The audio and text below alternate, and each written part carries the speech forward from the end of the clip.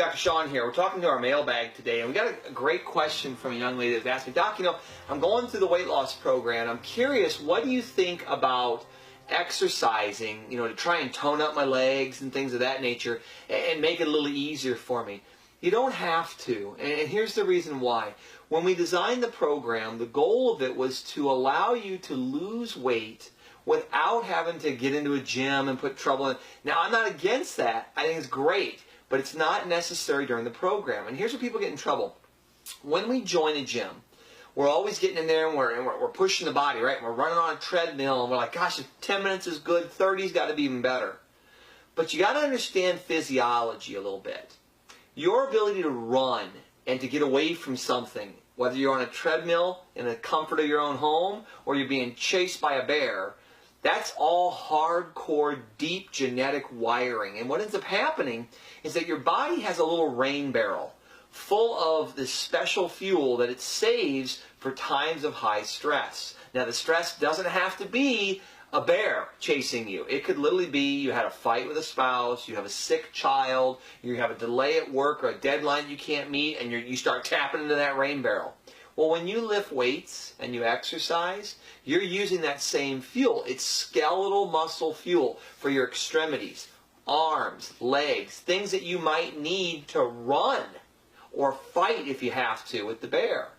So what we want to do during our program is say, well, if that's the case, we only have a limited amount. How much? About 30 minutes. Duke University did some phenomenal research years ago in their medical school and found that the human body contains about 30 minutes max of this special high-octane fuel. After it goes through that fuel, then it changes. Then it says, hey, we're out, that barrel's empty, switch over to the auxiliaries. Well, the auxiliaries tend to be protein and muscle. Well, that's not good for us, so now we're tearing down the very thing we're trying to build. So the body makes one last turn and says, okay, grab any free fat, and that is the key word here, free fat, that's floating around the bloodstream. That's the good fat that we use to recoat nerves, to grease up our joints, that we need for protection and health of our organs. Not the bad stuff around our bellies. That's packed away and it's hard to get at. We want the free fat. Well, the problem is when you go using that free fat, now the body starts to show some wear and tear. Now things that need that fat for movement and mobility, they start to get in trouble. And this is what you see with diets all the time. People will go on a yo-yo diet, they'll lose a bunch of weight, but they didn't lose this stubborn fat around the middle. They burn through that glucose. Same thing when you join a gym, especially this time of the year, right? Everybody's in the gym. Everybody's going. And they'll lose 4 or 5 pounds and they get all excited. And all of a sudden, the next month comes along. And now they don't lose the 4 or 5 pounds. They just kind of sit and they stall. And the next month comes along. Well, now they're frustrated. They're down 3 pounds in 3 months.